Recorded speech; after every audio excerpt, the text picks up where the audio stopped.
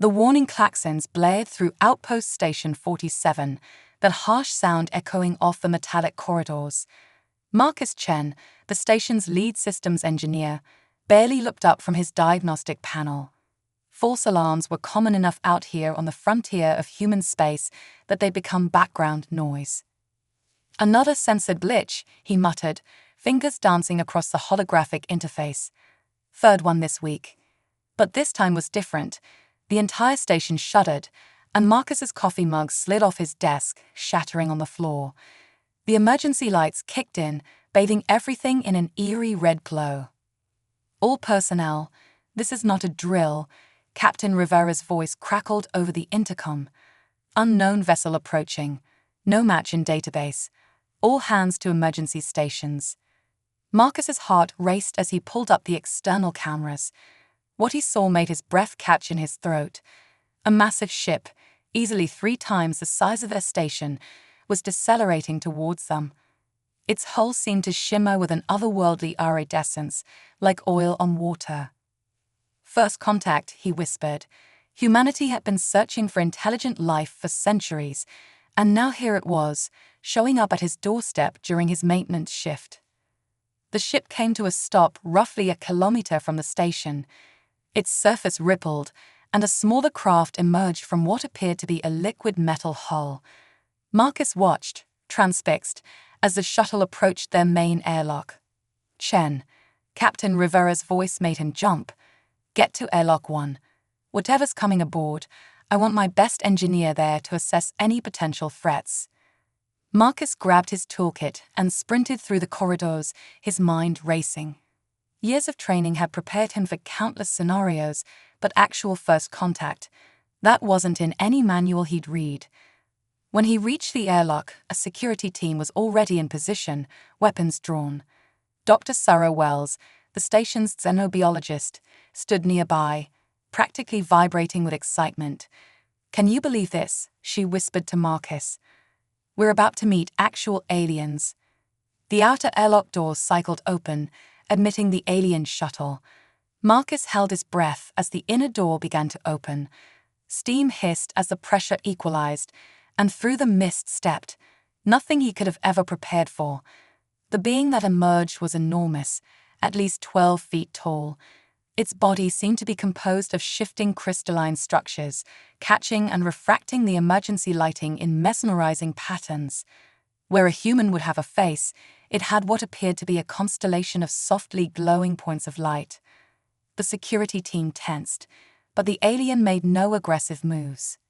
Instead, it raised what might have been an arm, and a holographic display materialized in the air between them. Symbols appeared, flowing and shifting like water.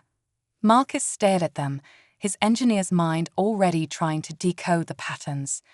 To his surprise, he began to notice similarities to human mathematical notation. "It's a primer," he said suddenly, drawing everyone's attention. "Like the Arecibo message, but in reverse. They're trying to establish a mathematical basis for communication." The alien's lights pulsed brighter, and more symbols appeared. Marcus stepped forward, ignoring the security team's warnings. He pulled out his tablet and began sketching equations, basic mathematical constants that any spacefaring civilization would recognize. The alien's crystalline structure shifted, creating what sounded like wind chimes in a gentle breeze. More symbols appeared, and Marcus found himself engaged in a complex mathematical dialogue with a being from another world. "Chen, what's happening?" Captain Rivera demanded over the comm. "We're talking, Captain," Marcus replied, not taking his eyes off the flowing equations. "They're peaceful. They're engineers, like us. They want to share something." The alien's display shifted, showing what was unmistakably a star map. A particular point pulsed with urgent brightness. Marcus's blood ran cold as he recognized the coordinates. "Captain," he said, his voice tight, "they're trying to warn us.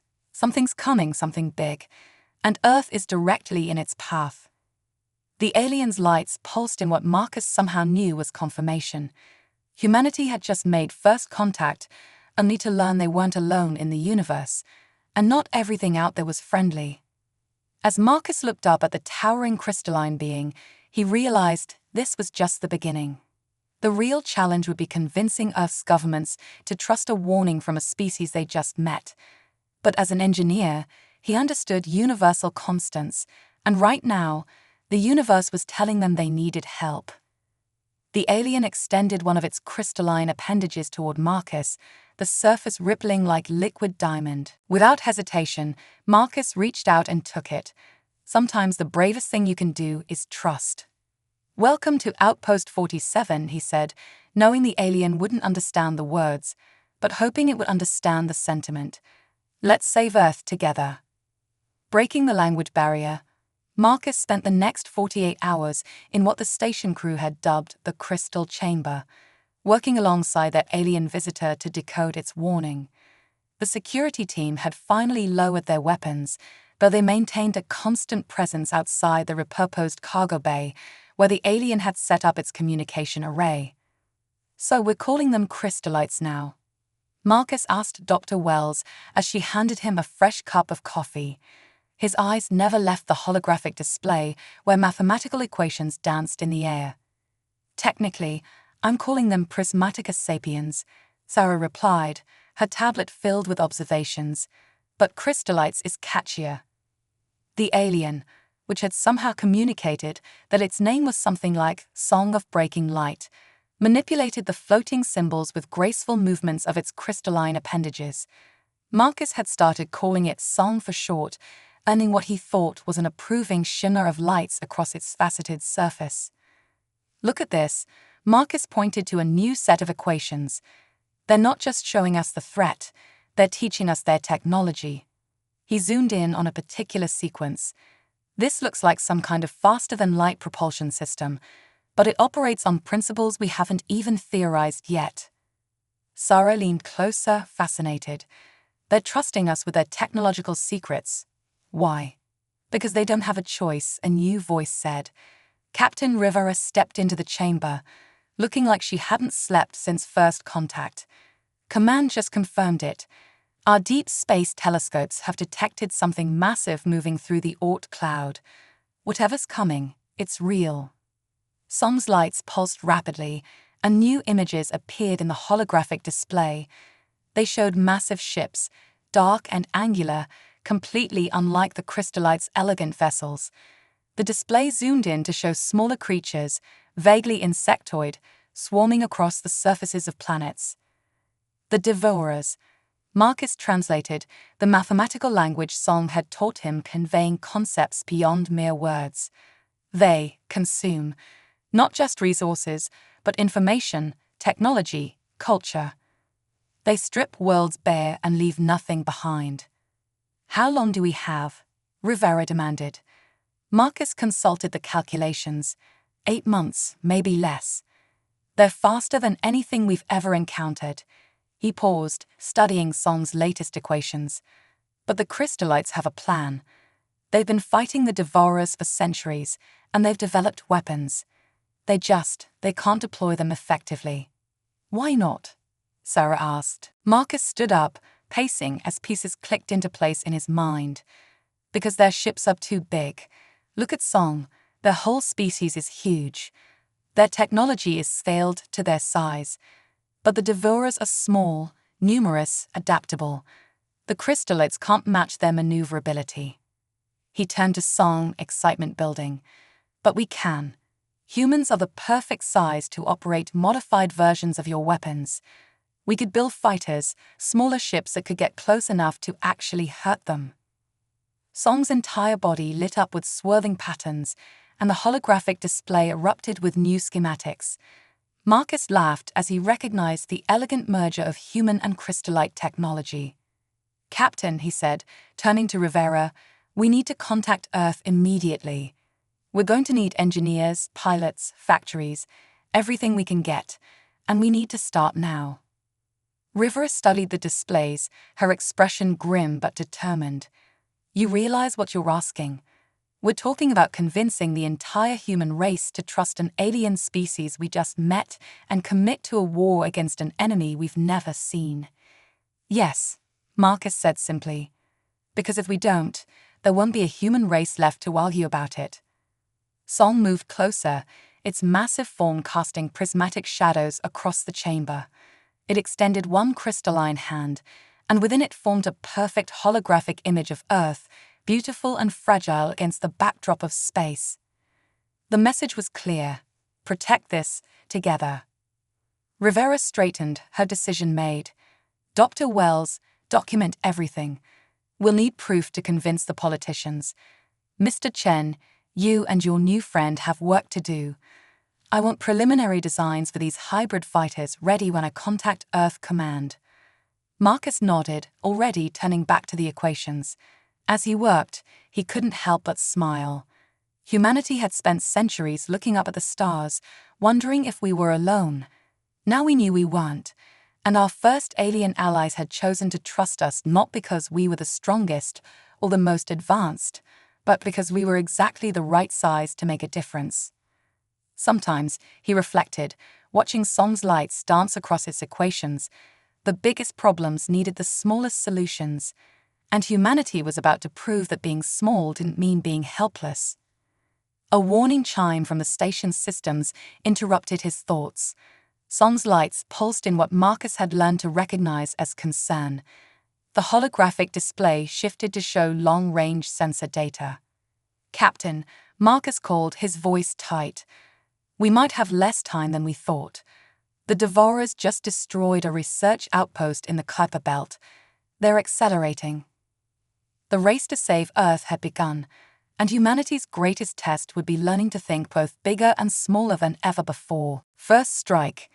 3 months after first contact, Outpost Station 47 had transformed into humanity's first interspecies military base. The massive crystallite vessel now dwarfed the station, connected by shimmering energy bridges that Marcus had helped design. The cargo bays buzzed with activity as the first prototype of the hybrid fighters neared completion. "The neural interface is the tricky part," Marcus explained to the assembled test pilots, gesturing to the crystalline cockpit of the fighter. "The crystallites operate their ships through direct mental connection. We had to modify it for human brains." Captain Sarah Chen, no relation to Marcus, stepped forward to examine the sleek vessel. At just over 5 feet tall, she looked tiny next to the standard crystallite equipment, but these fighters had been built to human scale. "You're telling me we'll be able to control these ships with our thoughts?" she asked, running a hand along the iridescent hull. "More like intuition," Marcus replied. "Song helped us develop a hybrid system. The crystalline matrix adapts to your neural patterns. The more you fly, the deeper the connection becomes." The ship's surface rippled at his touch, responding to even that slight contact. The engineers had nicknamed the prototype Stardancer, though its official designation was XF1.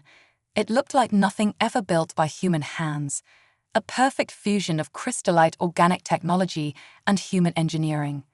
"And the weapons?" another pilot asked. Marcus gestured, and a holographic display sprang to life, showing the fighter's capabilities. "Primary weapon is what we're calling a phase disruptor. It targets the specific frequency the Devourers use to maintain their swarm intelligence. Secondary systems include energy shields based on crystallite tech and conventional human railguns modified with their principles." A soft chiming drew their attention. Song entered the bay, ducking its massive form through the modified doorway. The pilots stepped back instinctively. Even after months, the sight of a 12-foot crystalline alien was impressive. "Song's been monitoring the Devourer's advance," Marcus said, interpreting the complex patterns of light flowing across the alien's surface. "They've increased speed again. We've got maybe 2 months before they reach the inner solar system." "How many ships can we have ready by then?" Captain Rivera asked, entering the bay with a group of Earth military officials. Marcus shared a look with Song. "Maybe 30 if we push the production facilities to their limit. The crystallites are helping, but building hybrid tech takes time." "It'll have to be enough," Rivera said grimly. "We just lost contact with the Neptune research station. Long-range sensors show a Devourer scout fleet heading this way. They know we're here. The bay erupted in urgent activity. Pilots rushed to their stations, engineers made final adjustments, and Marcus found himself in the middle of it all, trying to coordinate between human and crystallite crews. "Captain Chen," Rivera called, "You're up. Take the prototype out and show us what it can do." Sarah nodded, climbing into Stardancer's cockpit. The crystalline canopy sealed around her, and for a moment, nothing happened. Then the ship's surface began to pulse with light, matching Sarah's heartbeat. "Neural link established," she reported, her voice filled with wonder. It's incredible. The ship feels like an extension of my body." Marcus watched anxiously as Stardancer lifted off, hovering gracefully in the bay. Song's lights pulsed with what he recognized as pride. They had done it. Created something neither species could have built alone. The moment of triumph was short-lived. Emergency alarms blared throughout the station. Multiple contacts, the sensor operator shouted. Devourer scouts, closing fast. At least 20 ships. River turned to Sarah. "Captain Chen, this just became a combat test. All pilots to emergency stations. Launch what fighters we have ready." Marcus rushed to the control center, Song right behind him. They watched as Stardancer led a squadron of 5 prototype fighters out to meet the enemy. The Devourer ships were dark, angular things that seemed to absorb light rather than reflect it. "Remember your training," Marcus said over the comm. "The neural link will respond to your instincts. Don't overthink it." The battle that followed would go down in history as humanity's first engagement with the Devourers. The hybrid fighters moved with impossible grace, their crystalline hulls flashing with energy as they danced through space. Sarah led the charge, Stardancer moving like a thing alive. The Devourers were fast, but they hadn't expected the combination of human reflexes and crystallite technology.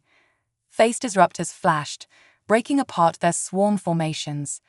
Railguns spat hypervelocity rounds enhanced by crystallite principles, piercing shields that had stood against far more powerful weapons. "This is Chen." Sarah's voice crackled over the comm. "Their coordination breaks down when we disrupt 3 or more ships simultaneously. Focus fire." The battle lasted less than an hour. When it was over, 15 Devourer ships drifted as lifeless hulks. The rest had retreated, their swarm tactics proving ineffective against the unpredictable human pilots. As the fighters returned to base, Marcus felt Song's presence beside him. The alien's lights formed patterns he'd learned to read as both satisfaction and concern. "I know," he said quietly. "This was just a scout fleet. The main force will be different." He looked up at his alien friend. "But now we know we can hurt them. We know our theory works." Song's response came as a complex mathematical equation floating in the air between them. Marcus smiled as he decoded it, a concept that translated roughly to small solutions to large problems. "Exactly," he agreed. "Sometimes the best way to fight a swarm is to be smaller and smarter than they are." He turned to watch the fighters landing, their crystalline hulls pulsing with victory. And humanity is really good at being clever when we're outmatched. The real war hadn't even begun, but today they had proven something vital. The Devourers could be beaten. Now they just have to figure out how to do it on a scale large enough to save Earth. As if reading his thoughts, Song projected another equation. This one made Marcus laugh out loud. "Yeah," he said, "we're going to need a lot more ships. The coming storm." The success of the first engagement brought both hope and complications. Earth's governments, finally convinced of the threat, poured resources into the hybrid fighter program. But with only weeks until the main Devourer fleet arrived, time remained their greatest enemy. Marcus stood in the newly constructed production hub, watching as crystallite and human workers assembled fighters at a frantic pace.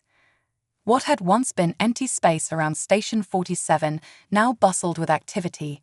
Construction platforms, training facilities, and defense installations stretching as far as the eye could see.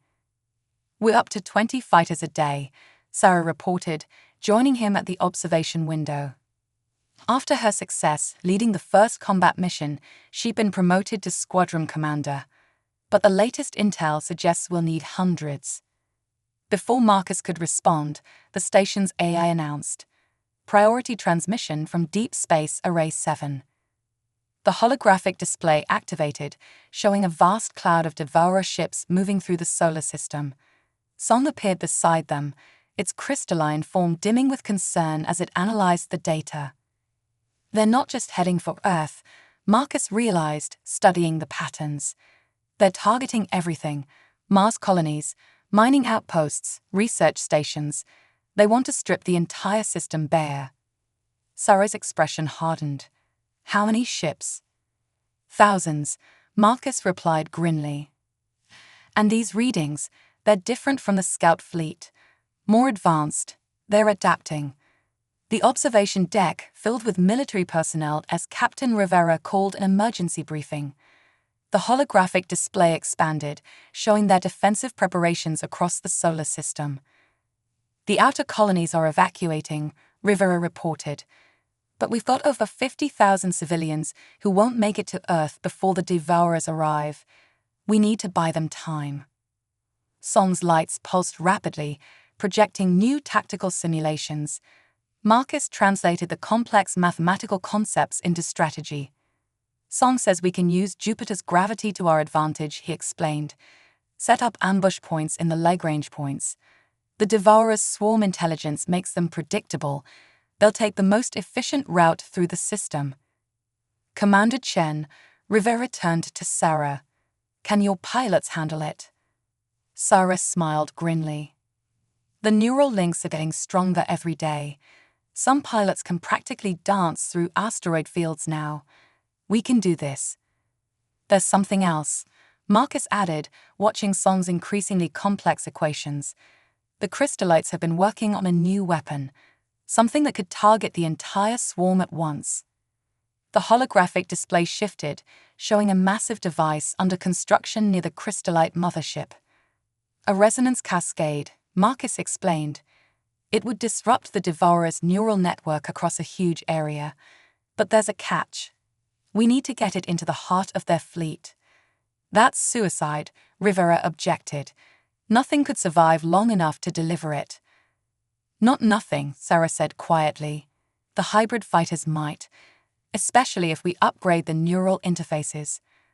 Song's lights pulsed in agreement, but Marcus detected worry in the patterns. "The enhanced interface would be dangerous," he translated. "Maybe fatal to the pilot. The human brain isn't designed to handle that level of connection." Sarah straightened. "I'll do it." "No," Marcus started to object, but she cut him off. "I was the first to fly these ships," she said firmly. "I've got the strongest neural link, and if we don't stop them here, Earth burns. Simple as that." The room fell silent. Even Song's lights dimmed respectfully. Rivera finally nodded. "Begin the preparations. But we do this smart. I want every advantage we can give her." The next few days passed in a blur of activity. Marcus worked almost non-stop, enhancing Stardom's systems while Song and the crystallite engineers modified the neural interface. Sarah spent hours in simulation, pushing the limits of her connection with the ship. The other pilots trained relentlessly, preparing for the massive coordinated attack that would clear a path for Sarah to deliver the resonance cascade device. The fate of the solar system would rest on their ability to work together, human and crystallite technology moving as one. 5 days before the Devourer fleet would reach Jupiter, Marcus found Sarah in the observation deck, watching the endless stream of activity outside. "The interface modifications are ready," he said softly. "But Sarah, the simulations show a 90% chance of neural overload. Even if you succeed." "I know," she replied, not turning from the window. "But look at them, Marcus. Humans and crystallites, working together to save not just Earth, but our whole system. A month ago, we didn't even know we weren't alone in the universe. Now we're about to fight the battle of our lives alongside beings made of living crystal." She finally faced him, her expression determined.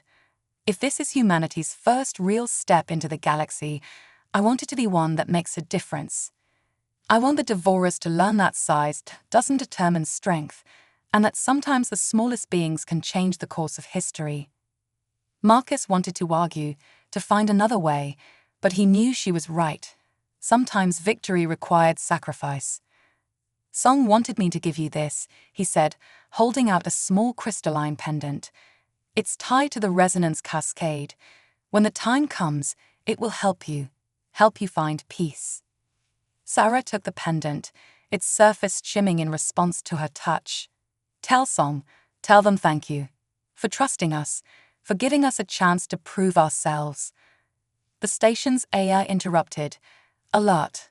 Long-range sensors detect Devourer fleet accelerating. Time to Jupiter intercept revised, 72 hours. Sarah straightened, clipping the pendant to her flight suit. Well, I should get some rest. Big day coming up. As she turned to leave, Marcus called after her. Sarah? The crystallites have a saying. Well, it's more of a mathematical theorem, but it translates roughly to the smallest particle can trigger the largest reaction. She smiled. I like that. Maybe that's what humanity is, the universe's catalyst for change. As Marcus watched her go, Song's presence appeared beside him, its lights forming complex patterns of hope and sorrow. Yeah, Marcus said quietly. I believe in her too. The battle for the solar system was about to begin, and humanity's greatest test would come not from our strength or our technology, but from our willingness to sacrifice everything to protect what we loved. The price of victory. Jupiter loomed massive in the viewport, its swirling storms a backdrop to humanity's greatest gambit. Sarah sat in Stardancer's cockpit, the enhanced neural interface humming with energy that made her teeth tingle. Around her, 200 hybrid fighters held formation, their crystalline hulls reflecting Jupiter's angry red light. All squadrons report ready. Marcus's voice came through the comm.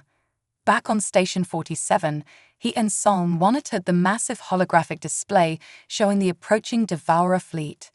Sarah, are you sure about this? She touched the crystalline pendant at her throat. No turning back now. How long until they reach the engagement zone? 17 minutes. The resonance cascade device is at full charge. The device was integrated into Stardancer's systems, its power making the neural link buzz like live wires in Sarah's mind. She could feel the ship's excitement, its anticipation. After months of integration with the crystallite technology, the line between pilot and vessel had blurred significantly. Remember, Marcus continued, you need to reach the center of their formation. The device's effect drops off exponentially with distance. Copy that, Sarah replied. She switched to squadron frequency. All units, this is Commander Chen. We've trained for this. We know their patterns. Trust your ships, trust the neural link, and remember, humanity doesn't stand alone anymore. A chorus of acknowledgements came back. In the months since first contact, the hybrid fighter program had drawn pilots from every nation on Earth. Today, they would fight as one. Contact. The sensor operator's voice cracked with tension. Devourer fleet emerging from superluminal velocity. Mother of God. The space around Jupiter's orbit filled with ships. Thousands upon thousands, their dark hulls forming a cloud that blotted out the stars. The swarm moved with horrifying coordination, already adapting to the presence of the human crystallite fleet. All units, execute Operation Firebreak, Sarah commanded. The battle began. Hybrid fighters darted through space, their crystalline hulls flashing with weapons fire. The neural interfaces allowed pilots to react with impossible speed, dancing through gaps in the Devourer formation that shouldn't have existed. But the enemy was learning. Every ship destroyed seemed to make the others stronger, faster, more aggressive. The swarm adapted in real time, shifting strategies to counter human ingenuity. Path Delta is closing, Sarah's wing leader reported. They're not falling for the ambush patterns anymore. Switch to random engagement protocols, Sarah ordered. Break their prediction algorithms. Don't let them map our behaviors. She pushed Stardancer harder, diving deep into the heart of the enemy fleet. The enhanced neural interface burned in her mind, feeding her more data than a human brain was meant to process. Ship status, enemy positions, tactical projections, all flowing directly into her consciousness. "Sarah, your neural patterns are destabilizing," Marcus warned. "The interface is approaching critical levels." "Little busy right now," she gritted out, rolling Stardancer through a gap between two Devourer cruisers. The resonance cascade device thrummed with power, waiting to be unleashed. The battle raged across Jupiter's orbit. Human determination and crystallite technology proved a formidable combination, but the Devourer's numbers seemed endless. For every ship destroyed, 3 more took its place. "We're losing too many fighters," her wing leader called. "We can't keep the path clear much longer." Sarah checked her position. She was close to the theoretical center of the swarm, but not close enough. The resonance cascade needed to reach the majority of the fleet, or this would all be for nothing. "New contact." The sensor operator's voice held a note of panic. "Massive signature. It's their command ship." A vessel larger than anything they'd yet seen emerged from the swarm. Unlike the angular designs of the other ships, this one writhed with organic tendrils of dark energy. The neural interface screamed warnings in Sarah's mind. "That's it," she realized. "That's the core of their network. If we can take it out."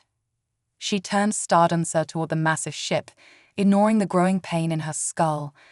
The neural interface was burning through her mind, but she only needed to hold on for a few more minutes. "Sarah, wait," Marcus called. "The command ship's defenses are too strong. You'll never get through." "Watch me," she whispered. Song's presence suddenly filled the comm channel, its crystalline tones forming complex mathematical equations. Marcus translated urgently. "Song says there's another way. The command ship's gravity drive creates a quantum wake, if you can match its frequency." "I see it," Sarah said. The neural interface was showing her patterns in reality itself, gaps in space-time she could slip through. "Tell Song. Tell them it's been an honor." She pushed Stardancer to its limit, riding the quantum wake toward the command ship. Her vision blurred as the neural interface consumed more of her consciousness. The crystalline pendant at her throat grew warm, providing a measure of comfort. "All units, fall back to minimum safe distance," she ordered. "This is going to be one hell of a light show." The massive ship loomed before her, its dark energy tendrils reaching out like hungry serpents. Sarah felt Stardancer merge more completely with her mind, the ship becoming less a tool and more a part of her being. "Marcus," she called, her voice strained. "Remember what you said about small solutions to large problems." "Sarah, please." "Turns out the smallest solution is just one pilot," she said. "One pilot, one ship, and the courage to do what needs to be done." She activated the resonance cascade device. Energy coursed through Stardancer's crystalline hull, through the neural interface, through Sarah's very being. The pendant at her throat blazed with light. The last thing she saw was the command ship's dark hull cracking with golden energy. The last thing she felt was a sense of completion, of rightness. The last thing she heard was Song's mathematical voice sharing one final equation, one that translated roughly to "Farewell, brave little star." Then everything went white. From Station 47, Marcus and Song watched as a wave of crystalline energy expanded from Sarah's position, washing over the Devourer fleet. Ship after ship went dark as their neural network collapsed. The massive command vessel shattered into a million glittering shards. When the light faded, the space around Jupiter was filled with dead ships. Of the thousands that had comprised the Devourer fleet, none remained active, and at the center of it all, a small crystalline fighter drifted silently, its hull dark for the first time since its creation. "Get recovery teams out there now," Marcus ordered, but Song's touch stopped him. The alien's lights formed patterns of deep sorrow and profound respect. The crystalline pendant had done its job, ensuring Sarah's consciousness would find peace in her final moments. She and Starduncer had become one, just as humanity and the crystallites had joined forces to face an impossible threat. They had won. The solar system was safe, but the price of victory would be remembered for generations to come. Legacy of the Stars. 1 year after the Battle of Jupiter, Station 47 had transformed into something unprecedented in human history, the first true interspecies settlement. The crystallite mothership had become a permanent fixture, its iridescent hull now host to both human and crystallite dwellings. Where once there had been fear and suspicion, now there was collaboration and growth. Marcus stood in the newly completed memorial hall, staring up at the centerpiece display, Starduncer, restored and mounted in a place of honor. The hybrid fighter's crystalline hulls still pulsed with a faint light, though no one had been able to explain why. Some said it was Sarah's spirit, forever merged with the ship she'd given her life to pilot. The new cadets arrived today, Captain Rivera said, joining him. She'd aged years in the months following the battle, but there was a new strength in her bearing. First official class of the Joint Defense Force. Sarah would have loved to see this, Marcus replied softly, touching the base of the memorial. Equations scrolled across its surface, Song's mathematical eulogy for a human hero. The station's AI announced, "Attention. Training flotilla approaching from Earth. Estimated arrival in 10 minutes." Marcus made his way to the observation deck, where Song was already waiting. The alien's crystalline form had changed over the past year, incorporating traces of human design aesthetics, smaller, more angular patterns that spoke to their growing understanding of each other's cultures. "Hard to believe how far we've come," Marcus said as they watched the approaching ships. "A year ago, we'd never met an alien. Now we're running joint training programs." Song's lights formed complex equations in the air. Their mathematical conversations had grown more nuanced as Marcus's understanding deepened. The patterns translated roughly to small changes lead to great transformations. The training flotilla emerged from Earth's jump gate, a mix of human vessels and smaller crystallite ships, adapted for human use. Each carried students eager to join the new hybrid fighter program. Sarah's sacrifice had inspired thousands of applicants from both species. Commander Chen would be proud, Rivera said, entering the observation deck. "The program she helped create is going to change everything. We're already seeing applications of the hybrid technology in civilian sectors, medical equipment, space exploration, communication systems." Marcus nodded. "The Devourers tried to destroy us, but they ended up forcing us to evolve, to reach out and trust in something bigger than ourselves." Som's equations shifted, showing the latest data from their deep space monitoring network. The remaining Devourer ships had fled to the outer reaches of the galaxy, their swarm intelligence shattered by the resonance cascade. They were still out there, still a threat, but now humanity and the crystallites stood ready. "The first class is about to dock," Rivera announced. "You two should be there to greet them. They'll want to meet the architects of the program." As they made their way to the docking bay, Marcus reflected on how much had changed. The station's corridors now accommodated both human and crystallite forms. Hybrid technology had become commonplace, from the lighting systems to the artificial gravity generators. Even the universal translator they developed used crystallite mathematical principles to bridge the gap between vastly different forms of communication. The docking bay doors opened, revealing the first wave of cadets, humans and young crystallites, standing together with matching expressions of awe and determination. Marcus recognized that look. It was the same one Sarah had worn before her first flight. "Welcome to Station 47, he addressed the group. "You're about to become part of something unprecedented in human or crystallite history. The hybrid fighter program isn't just about combining our technologies, it's about proving that different species can work together, trust each other, and accomplish the impossible." Som's lights pulsed in agreement, projecting a simplified equation that the cadets' basic translators could handle: unity multiplies strength. A young human cadet raised her hand. "Sir, is it true what they say about Commander Chen?" that her consciousness became one with her ship. Marcus smiled sadly. What I know is that Sarah proved something the Devourers couldn't understand. That true strength isn't about size or numbers or technological superiority. It's about being willing to stand up for what you believe in, no matter the cost. He gestured to the memorial hall visible through the bay windows. Each of you will train with advanced neural interfaces, pilot ships that combine the best of both our species' technologies.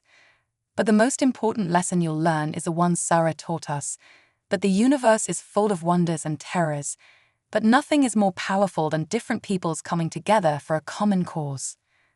Song projected an image of Stardancer in flight, its crystalline hull blazing with energy as it dove into the heart of the Devourer fleet. The cadets watched in respectful silence. You are the first generation of what we hope will be a new era, Marcus continued. An era where humanity reaches out to the stars not in fear or aggression, but in partnership with those we meet there. The hybrid fighter program is just the beginning. As if to emphasize his words, a soft pulse of light rippled through the station. Stardancer, in its memorial housing, glowing briefly brighter. The crystallites' lights flickered in response, creating a cascade of illumination that had become a common sight on Station 47. Now, Marcus said, who's ready to make history? The cadets straightened, humans and crystallites alike standing taller. They were the future Sarah had died to protect, a future where different species could learn from each other, trust each other, and face the galaxy's challenges together. As training began, Marcus and Song watched from the observation deck. The aliens' equations formed a complex pattern that made Marcus smile. "You're right," he said. "She is still with us in every pilot who steps into a hybrid fighter, in every breakthrough we make together." He touched the window, watching the cadets begin their first lessons. The smallest spark can light the darkest night. The stars stretched out before them, infinite in their possibility.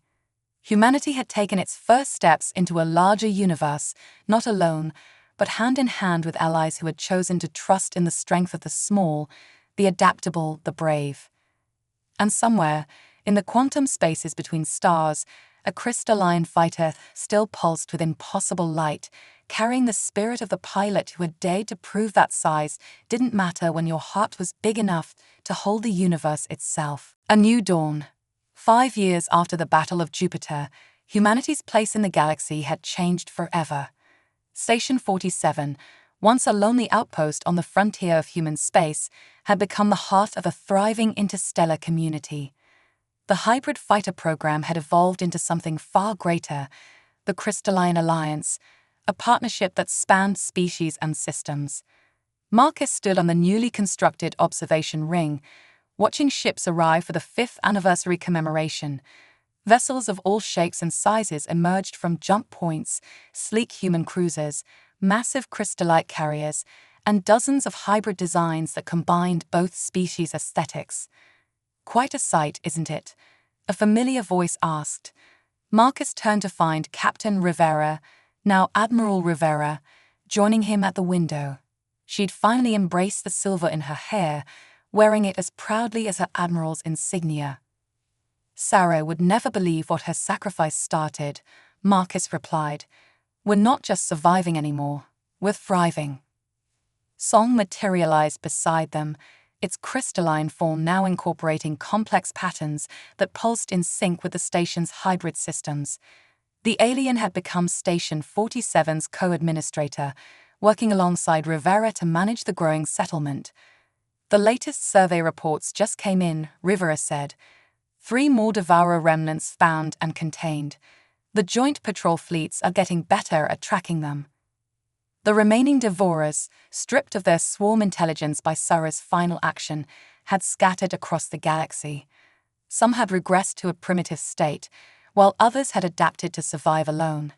None posed the existential threat they once had. "And the new developments?"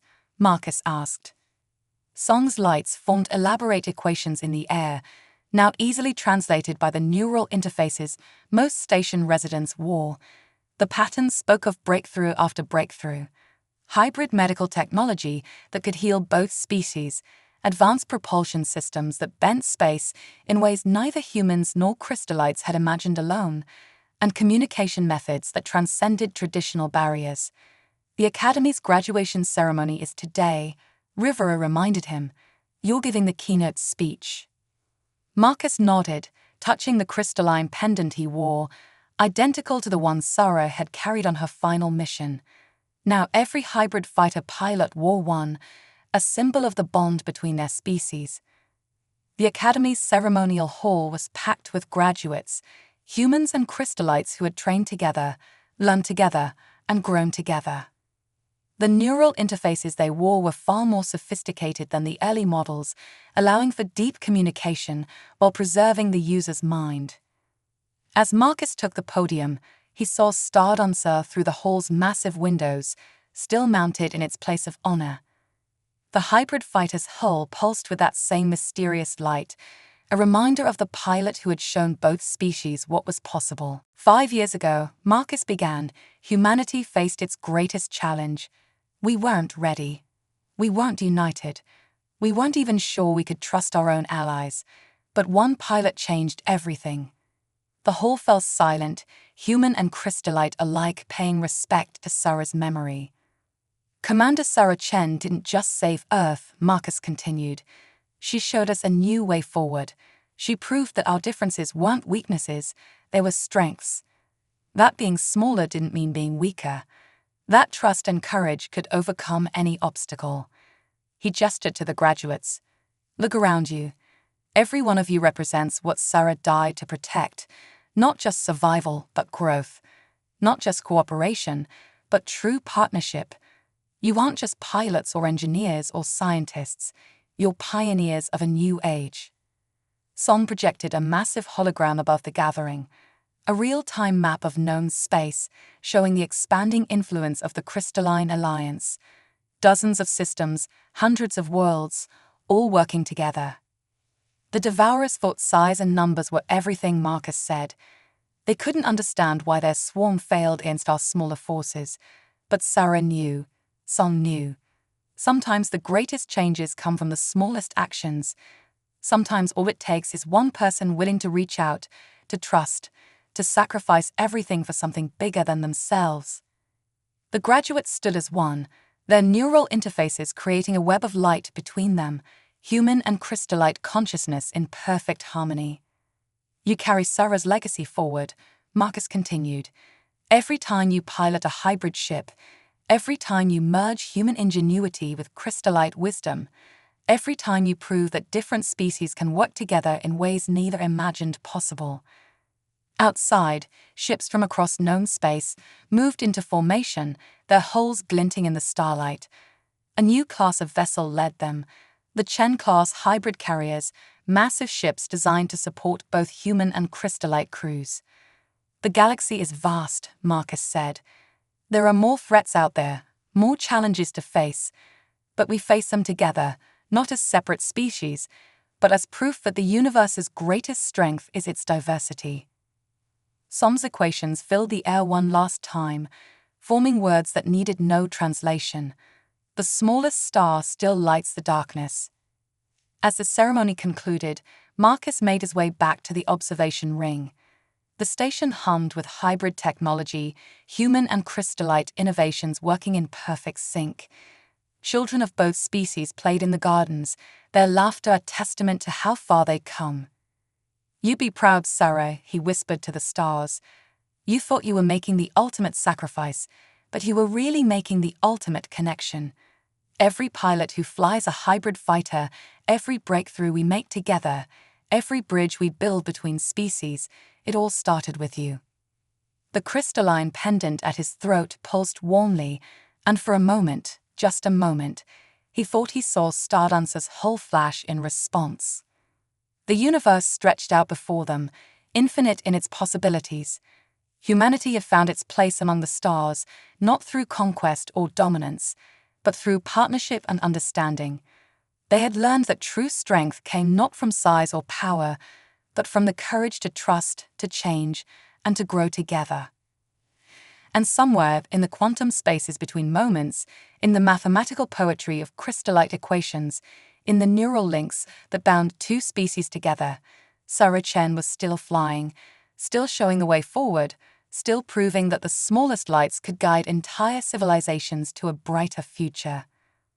The dawn of a new age had begun, and it was more beautiful than anyone could have imagined.